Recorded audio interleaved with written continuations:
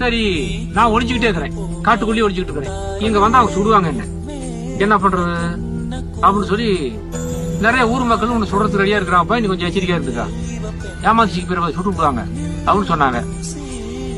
எங்களையும் துப்பாக்கி இருக்கும், இருந்தாலும் அவங்க மறைஞ்சிருந்து சுடுவாங்கல்ல அப்படின்ட்டு நான் எச்சரிக்கையா கொஞ்ச நாள் இருந்தேன். ஒரு நாள் ஆள் விட்டு இருந்துச்சு வர சொல்லி, பாப்பா போய் வந்து எங்க தம்பி அதாவது மகனை வீரப்பனை வர சொல்லு, என்ன வந்து பாக்கட்டும் அப்படின்னு சொல்லி சொல்லிருந்துச்சு.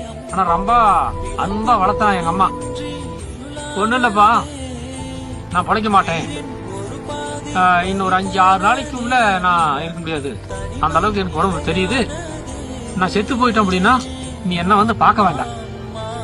எப்படி என்ன வந்து பார்க்க வேண்டாம். அம்மா செத்து போயிட்டாலும் வந்துட போறேன், உங்க சுரத்து ரெடியா இருக்கிறாங்க, அன்னைக்கு எப்படி வருவான்னு தெரியும், ரெடியா இருப்பா, சுட்டு போடுவாங்க. நான் சாக வேண்டியவ, நான் பார்க்க வேண்டியதெல்லாம் பார்த்தாச்சு, நான் போறேன்.